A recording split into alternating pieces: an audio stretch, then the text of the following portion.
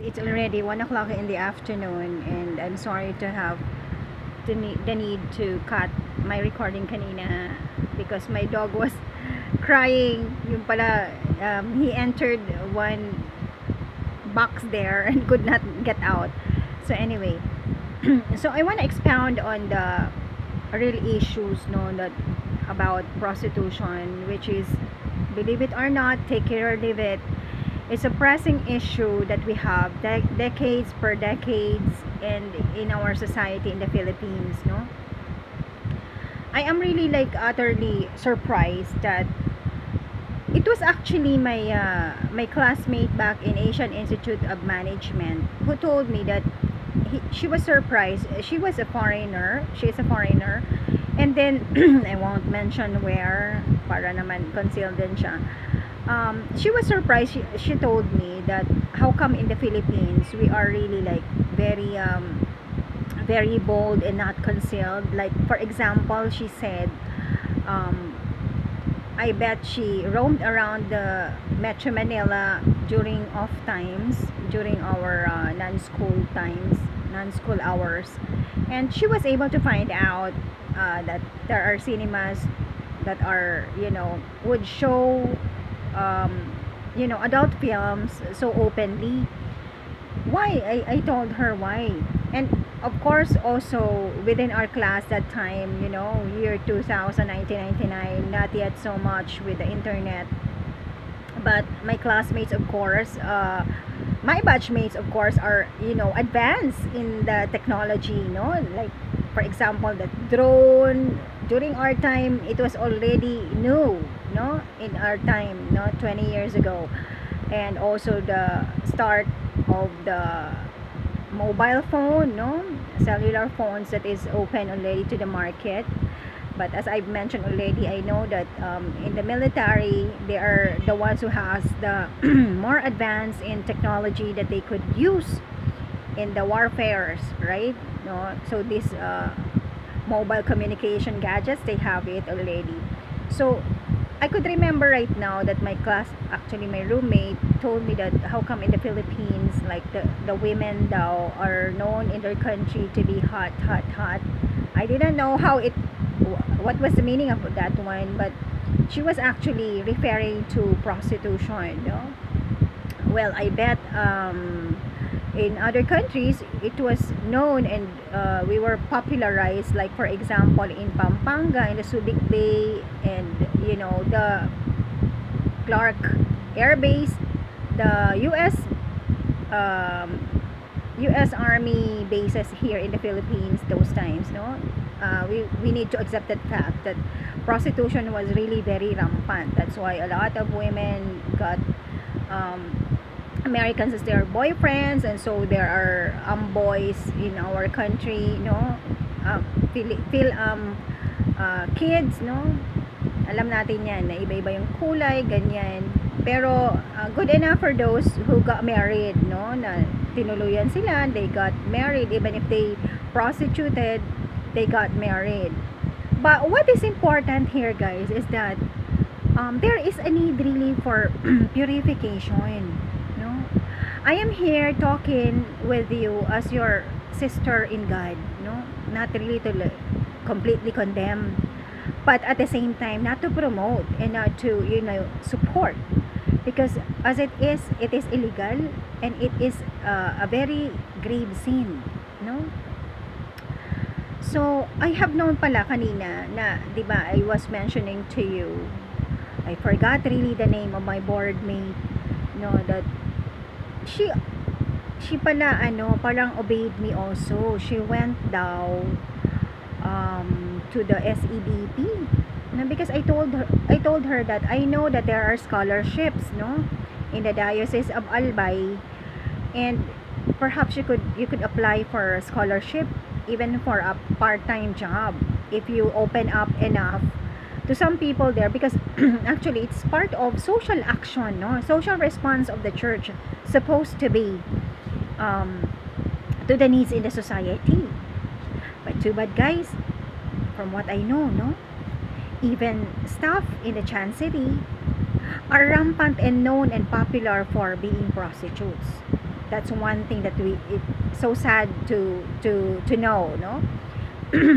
I'm sorry. Sana hindi po magalit sa akin, but it is a public office trusted by the people in the society that we are talking about, no? So kayong mga staff dyan, you know your behaviors, no? Wala naman po sa akin magsasabi mga ganon kung wala naman pong nakita sa inyo. So I am sorry, sasabihin nyo masakit, personal attack and everything, but I want to remind people na public fund po yung nakaka-operate sa mga opisina ng simbahan. Well, even if sabihin natin simbag sa pag-asenso o baka simbag sa pagro-ro, no? Kankalag, if they are not used in the proper way, no? We are in question here also the stewardship of resources of the church. I want to remind people, no, pati kayong mga nasa opisina ng simbahan, that is basically a public office. Huwag po nating sasabihin na hindi, no? Even the priest, I want to remind you, once you are generating collections from the public, it becomes a public fund, especially that really the purpose is really for public service, no?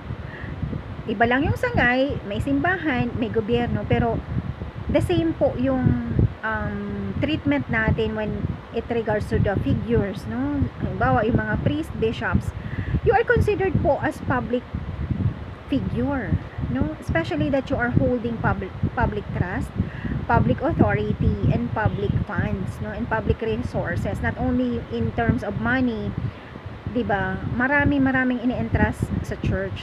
So it is but normal and natural and fitting that people could really make comments, no?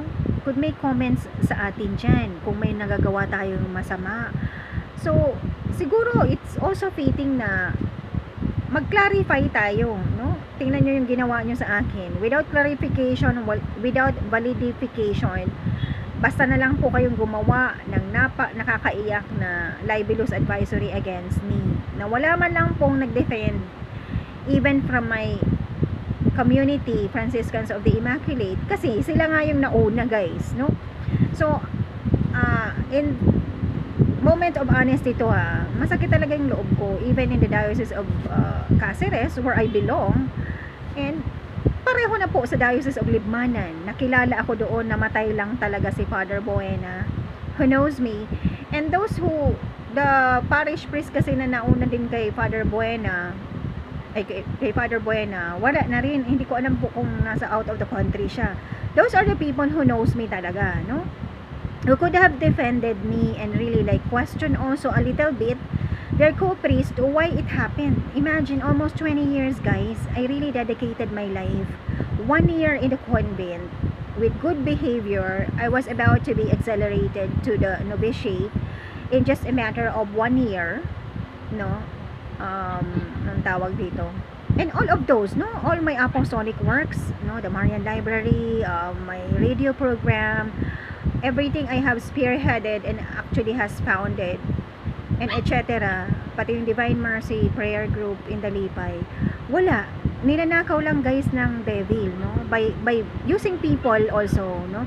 Satanic and Luciferic people who wants always oppression, no? Inoppress ninyo ako when you grab the credit, no? And grab the real story behind, no? So that makapanira kayo ng tao and you get the benefits, no? And you would find out, guys, that most of people who could afford to do this, especially even inside the church circle, are actually puta, you know? Masakit na, may tumatawa kanina, guys, na talagang malutong na word, pero I just want to be simple. I mean, that is the real term that we use, no? Yun kasi yung na-popularize na pangalan. So I'm using it so that Filipinos or co-Filipinos would understand and relate, no? Kung nasasaktan kayo dyan because you could relate, I am here, I am a sister who is talking to you that it's already pandemic. It's not only COVID-19 that's killing people. We recently have the black fungus, and now recently is the white fungus, and I think may mga nakita po ako nandito sa bahay last year na in-spray ko lang po. Para siya mga growth sa mga gamit ko, parang ganon na white. Pero recently pa lang wala. Siguro na-address ko yun dito by spraying up so much. Kung wala po palang Sunrox guys, you may use kahit po yung mga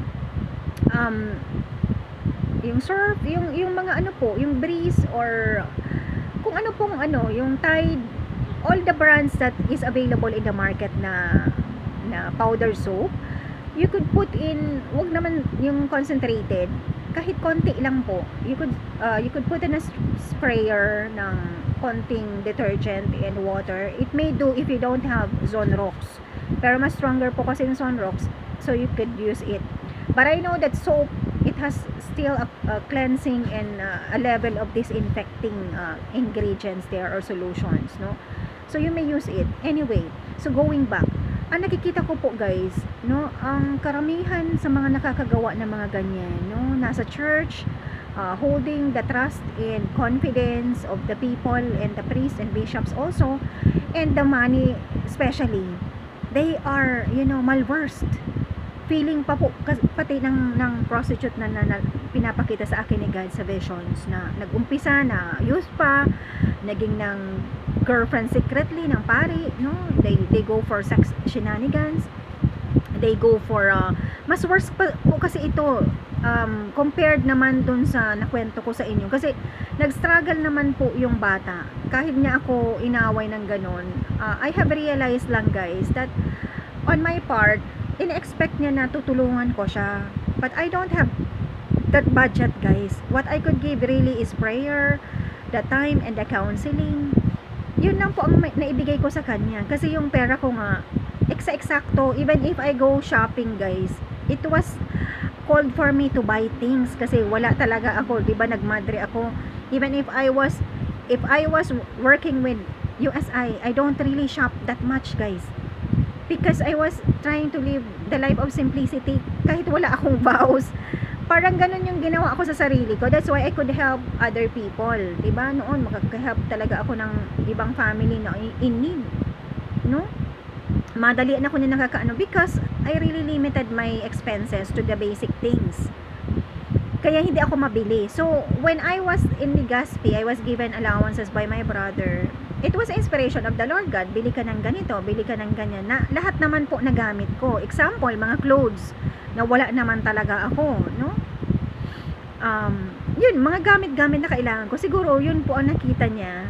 Hindi ko naman po alam na talagang even if, kasi she decided to go on, no? Nandun pa rin, pinakita niya pa nga sa akin, pinakilala niya sa akin guys, yung customer niyang consistent, no? Na para for me, mistress na rin siya, no? Pero yun po ang ano niya, ang nakita ko sa kanya she is still she went out on dates with other guys, no?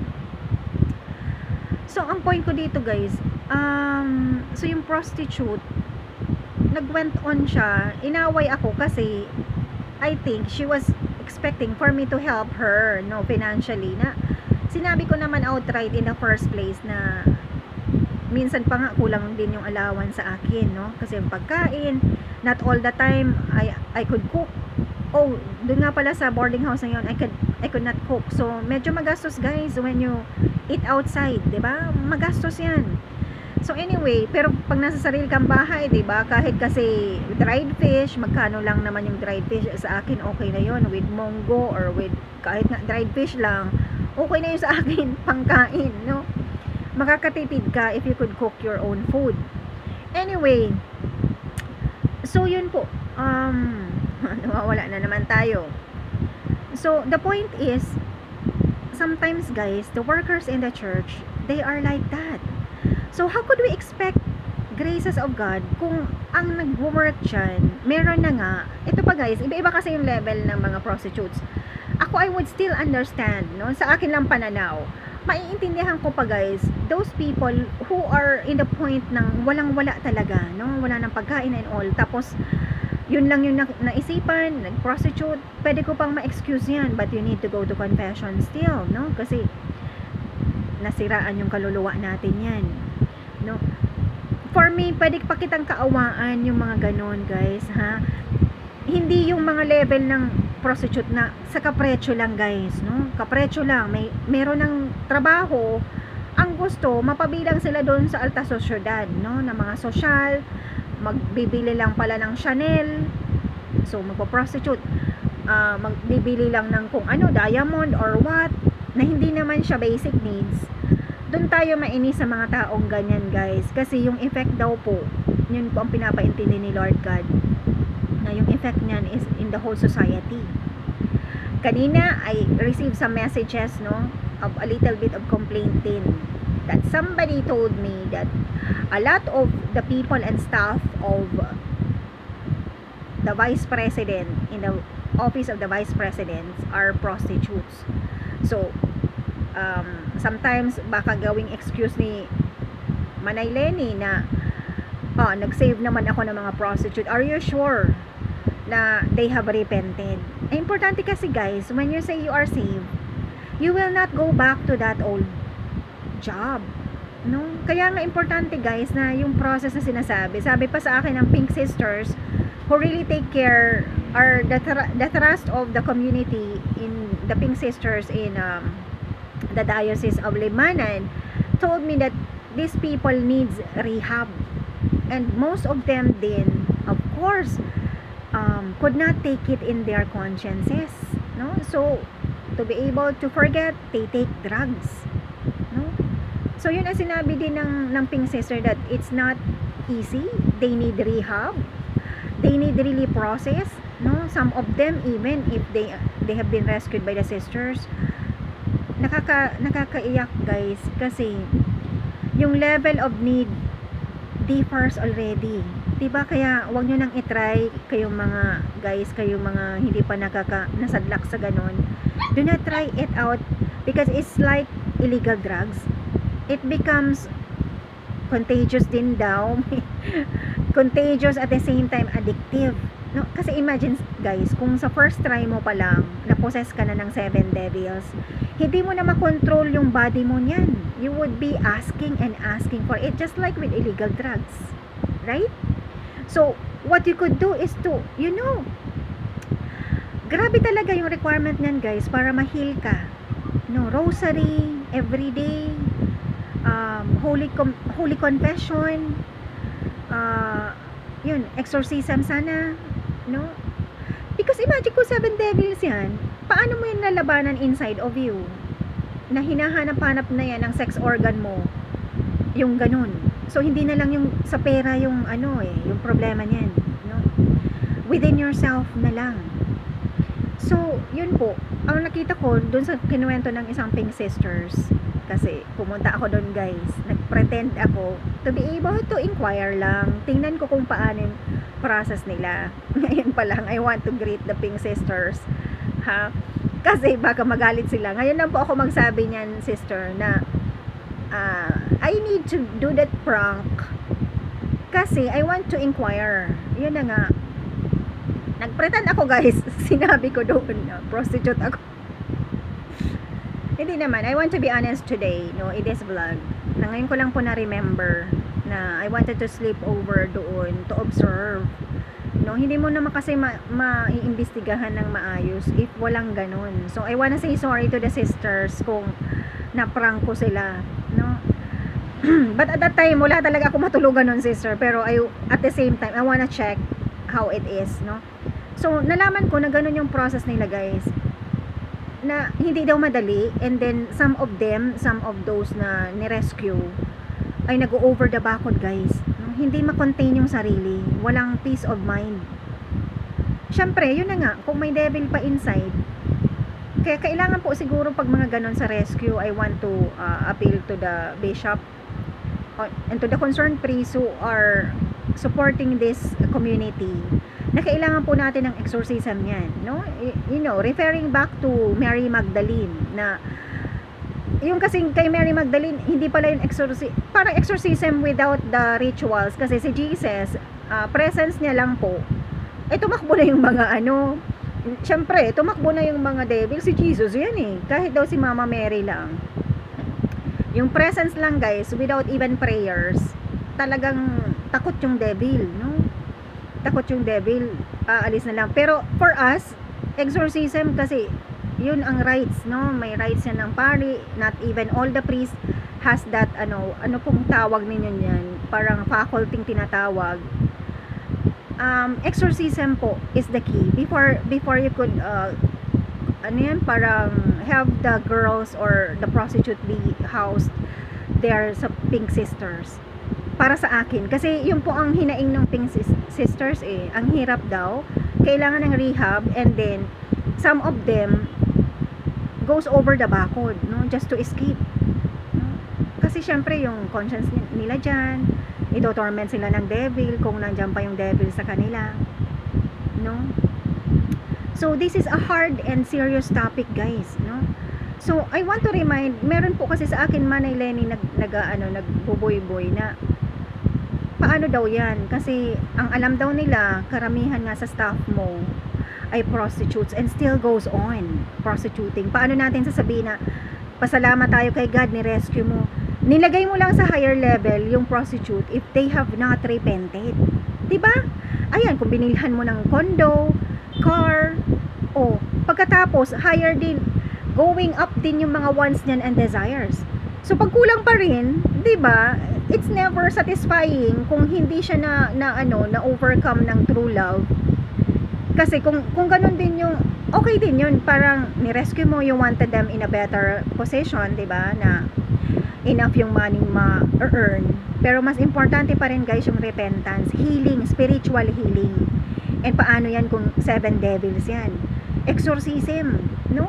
And fasting on the person dun sa subject. Paano mo yan mapa-fasting? Hindi mo yan mapo-force mag-fasting. Matatakaw pa naman yung mga ganyan, guys, based on my observation, no? Matatakaw yung mga ganyan. Mahilig yan sa masasarap na pagkain, no? Ayan, huwag kayo magagalit sa akin na nandito tayo to help each other, no? Magpatulong kayo through this vlog and through a priest siguro. Ayan. So yun po ang na-observe ng Pink Sisters, napakahirap daw, no? Some of them really escape. Kawawa din, no? Yung mga devil yung ganyan sa kanila. Some of them escape. Eh, hindi ko rin alam if they were mistreated, no? Kung bakit yung nag-escape ng ganon. Hindi ko po alam yung buong kwento. Pero for those prostitutes who went already to that convent, the Pink Sisters, then report also to the bishop kung you were mistreated, and even to the police, diba? Even to the police.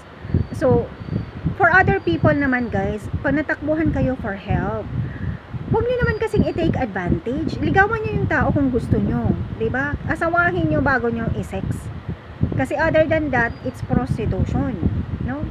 So yun po, going back to the OVP, no, wala akong proof nito, Manay Lenny, pero yun po ang nakukuha kong message.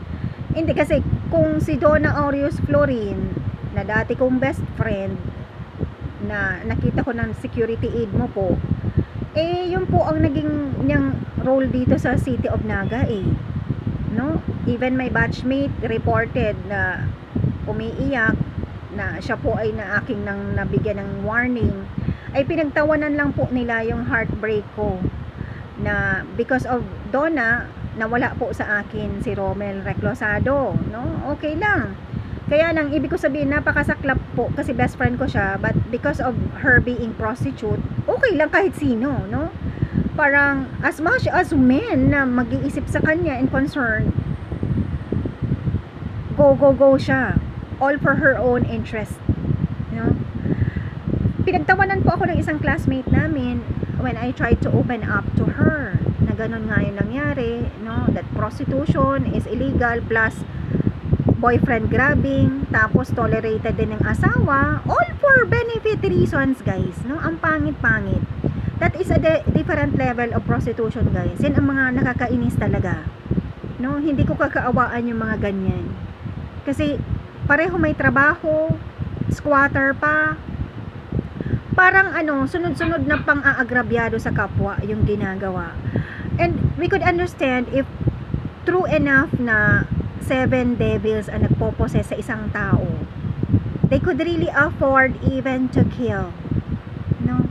Peanut it is to kill other people if you are possessed by the devil, not only if you are influenced by drugs, No, I want the enforcers to understand these things, no, and all of you, huwag nyo pong tikman. Kung may nagsasabi sa inyo na, wala kang pera, edi mag-prostitute ka. Meron ka naman ganyan, bakit ka nang hihingi? Very bad po, guys. So, just allow people na lang to beg, no? Magbigay na lang din kayo yung mga may sobra, na wala kayong complaints. Di wag kayo magbigay kung magko-complain kayo. Pero no to prostitution. Live a simple life. So long as meron kayo ng mga basic needs ninyo, huwag ka na mag-complain. Ang gusto niyo kasi yung more and more and more, na hindi naman kailangan. Especially pandemic na, guys, ha? So long as may mga pagkain kayo sa mga bahay ninyo, etc., na-address naman yung mga sakit-sakit ninyo, be contented. Nagsa-start off naman kasi yung mga prostitution sa mga ganyan. So still, ang bottom line ng advice natin dito, even if gutom na kayo, do not prostitute. At kayo naman, kaya nga, yung mga tao sa gobyerno na may common fund and sa simbahan and charitable institutions, foundations, you are responsible for this. Dahil if all people has the basic needs, wala nang rason para mag-prostitute ang mga tao. And I repeat, so kayo mga natatakbuhan din, guys, for help, why don't you help? Give them jobs, no? Magbigay kayo ng trabaho, pero hindi prostitution, no? So paano daw yan? Yun ang query ng isang I think abogado po siya or husgado na nakukuha ko yung message na paano daw yan na ang mga nakapalibot kay Leni Robredo are prostitutes. Oo nga, nasan yung grace ni God niyan? Diba? Kung lahat yan tinotolerate mo natin, no? Nag-level up lang, naka-condo na and may car pa. Hindi nga, hindi kasi na-heal. Diba? Ang wants and wishes niya ng devil is leveling up and leveling up. Lagi may excuse. Pambayad ko sa condo. Pambayad ko sa mamahaling bracelet na binili.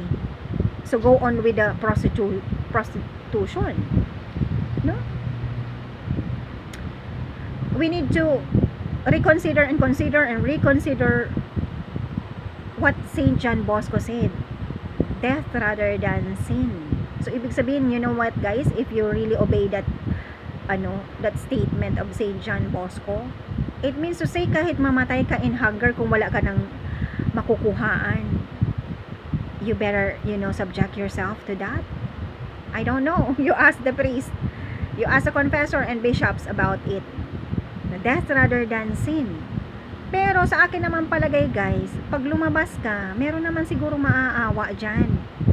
Meron dyan sa'yo mag-iinsulto, no? Magkukuspa pa sa imo, tatalikudan ka, panaghagad ka. Hayaan mo, then go to another person, no? Ganon. So, what else? So, ganon po. Do not despair, no? Nagrabe na siguro sa inyo ang iba. Through the years, ilang people na nasilbihan ninyo, and you might be suffering already AIDS and virus right now. So do the necessary things. Yun na nga, spiritually and physically, what could you do? That's why, again, I repeat, I call on those people who has common funds. Dapat nga meron tayong ganyan, no, na matatakbuhan talaga, na hindi lang madre, na merong concrete help, no, may kabuhayan na maibibigay. Unang-una, i-heal spiritually, no, hand in hand yan. Dapat i-heal mo spiritually, and then, money, no, livelihood program, support. Tapos, follow up mo na dapat nakaka-take off po yung mga livelihood programs na ibibigay natin, no? Minsan kasi ibibigay natin livelihood program lang. Paano naman talaga yung everyday needs? Di kukunin yan doon sa capital, no? Dapat ganun po yung pagtulong natin. Merong follow up, merong consistency, and then titingnan natin na magiging sustainable siya, no? All of you who are thinking of helping out in the society, ganun po yung pag-help. Dapat po hand in hand with para may spiritual therapy dapat na ibibigay, and healing, no? Psychological and spiritual healing. So yung healing would be the sacraments, exorcism, no? Frequenting the sacrament, the Holy Rosary also, no? Pero if you are strong enough, guys, minsan kasi ako rin nakakalimutan ko yung Holy Rosary. Magiging strong ka if you fight over your, your weaknesses. Nasa iyo din yan, decision din yan, guys. At walang iba makakagawa niyan sa iyo kundi yung sarili mo. Hayaan nyo na po yung mga baliw na or wala sa sarili, wala nang kasalanan yan, guys. Kahit po yan magganyan tapos wala sa sarili nila, wala nang kasalanan yan. Pero they need to be respected also. They need to be put in the, sabihin nating mental hospital, ganyan, diba, para matulungan at hindi rin makapanakit ng kapwa, diba? So yun lang, guys, tulungan lang. So yun, this is also my help to the Pink Sisters. To be effective po yung mission natin, ay ganun yung dapat ninyong isipin, na ang gusto niyan, pag lumabas dyan po, dapat may partner program kayo sa gobyerno or any charitable institution and foundation that would support the family, kasi nga titigil sila sa pagpo-prostitute, no? So yun ang isang mali doon sa pag-obey sa akin ng tao na in-advisean ko, kinounseling ko. Hindi niya naman nakita na hindi naman ako mayaman, wala ako doon sa boarding house na yon. Kung marami akong pera na pwede ko siyang tulungan, di ba? Para in-expect niya na ako ang tutulong sa kanya, na ako rin nagsastruggle din ako sa tirahan ko, pagkain ko, and everything. All I could do is the counseling side, no? Tapos, anong tawag dito? Ni-refer ko siya sa SEDP. Apparently, she was not helped, no? Kasi ang alam ko, may mga scholarship yan, may mga kabuhayan na bibigyan. Paano nga if we give priority lang sa mga circle of friends lang, nila bishop, ng mga priest, which should not be the case, because it's a common fund. It should be open to everyone, no? I want to remind, no, and to correct the abuses that we have to those who are holding common funds, no? Again, guys, if you analyze things, no, as an auditor, as an accountant, I have been counting, if all of the common funds are being used properly talaga, wala talaga tayong poor people at wala tayong mga magpa-prostitute. Only those, mapapaghalata yan, guys, kung wala ng poor and all the basic needs are being addressed. If all these common funds are used already effectively and efficiently, with sustainable effect and having resilience, no, consistent, mapapaghalata yan na kung may magpuputa pa rin, ay kapretsyo na lang yan. At it means to say, hindi sila na-heal. So, so the step is spiritual healing muna, no? Spiritual healing, and then kabuhayan, yun. Pwede naman sabay-sabay kung ipagsabay talaga, guys, kasi halimbawa yung nagpo-prostitute, nagpapakain siya sa buong pamilya and other people. So, tapos ipapasok mo siya sa Pink Sisters, o di na save lang yung mga needs nung prostitute, no? Pero yung para sa ibang tao, paano? 'Di ba? Malaking usapin po ito na dapat nating tinutugunan, no? Both in the church, in the government, in the foundations, and something to be addressed and solved and healed about. Ang dami po tayong kawawa din ng mga nagaganyan kasi may mga pinapakain ng marami. Nakakaawa po, no? Nakakaawa. So, kayo din po mga prostitute, tinutulungan ko po kayo. I'm trying to help you out. Huwag kayong magagalit sa akin. Okay? Kasi God wants to save you, not only your physical needs, but also your spiritual needs. Siyempre, ideally, I want also other people to go to heaven. Of course, not only me. No, but you have to work out. You need to cooperate and work out and, consult the right people. No? Consult the right people. Kasi yung sa akin hanggang counseling lang, hindi pa ako expert. First time ko po yun. Tapos, yung nireferan ko pang SEDP ng simbahan, ay hindi naman yata siya tinulungan, no? Baka sa tingin ko baka inalipusta pa yun. Kaya siguro nagalit po sa akin, no? So, that's it, guys. Yung common fund is for everyone, guys. Kung pambili mo lang yan, pangkapretsyo mo lang, pangkain na yan ng iba. Guys, masasave mo yung ibang tao mag-prostitute, no? So, stop prostitution, help each other. Pare-pareho po tayo. Ako rin po, ngayon, nasa time din ako ng walang pera, no? Hindi ko nga mapuntahan si Jobs. Walang pera, pero sige lang, kaya ko pa. May rice pa naman dito. Ayan, ang maibibigay ko sa inyo is this vlog, as sharing, as counseling, as advice. So, basta kayo pong mga meron naman, share naman, oh. Magbigay naman kayo na wala nang pag-aalipusta sa kapwa nyo, no? Huwag nyong saktan yung mga naghihingi sa inyo, lalo na kung wala kayong ibibigay, ha? Hindi na nagbigay ng alipusta pa. Okay? Okay, happy Sunday. God bless and see ya. Stop prostitution, help each other, be charitable to each other. Priest, I want you to extend, really reach out for spiritual healing. Those exorcism must be in place. Okay, sa mga lahat. Kasi mahirap pong kausap yung mga matigas na po sa pagpuputa. They could really concoct a lot of things. And could even, ano po guys, ang napapansin ko sa mga prostitute, they could convince, no? They could brainwash. Parang yung tongue nila nagiging ng tongue ni Satanas at ng serpent, na mas madali pang mabiliban ba kung mahina yung pinagkakausap guys sa spiritual nila. Madala. So, you know, ang alam ko, ang mga pasimuno doon sa Libelous Advisory Against Me are prostitutes, no? Pinangungunahan na yan ni Angela Basco, Chancery Secretary dyan. Yun ang alam ko guys, no? Ang alam ko ay nahawakan niyo yung tarpaulin ko, pinagkakitaan, no? Nakabili daw ng kotse, etc. And what more, yung nakatayo ng bahay doon sa lupa namin, no? Prostitute na maraming devil sa loob ng katawan, na nakaka-inganyo at nakaka-convince ng mga tao. Yun, mahiya tayo kay God, no? Pwede naman tayo mag-transactions, makahingi na wala pong prostitution, no? Mahirap, pero it's worth the try. At kayo po na mga nag-asenso na sa buhay ng mga prostitute, go for a very good confession. Yun na lang po ang kulang ninyo, no? Tapos kung makakatulong din kayo sa iba, why not? No? Why not? You will be purified. You may go to heaven, no? Be like Mary Magdalene na maging santo. Kayong mga nag-asenso po, no, na dumaan sa ganyan, congrats.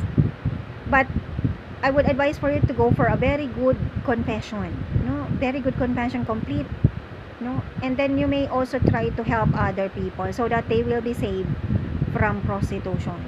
Live a simple life. Yun din ang dapat nating umpisahan, no? Live a simple life.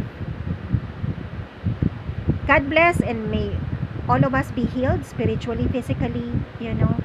And let us all pray, guys, no? Black fungus, white fungus, COVID-19. And help me out with my mission, guys. Kung yun ang sabi ni God, paano ko maumpisahan?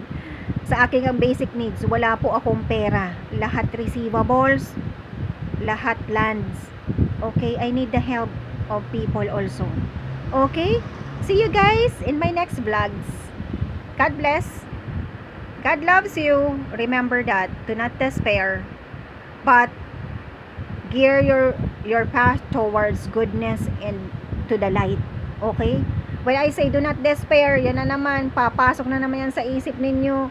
Para nagiging nagiging choosy, no? Nagiging cocktail yung pakikinig sa magandang balita ng Diyos, no? Sa Word of God. Hindi natin pinakikinggan lahat. Kung ano lang yung gusto natin pakinggan, inaakma pa.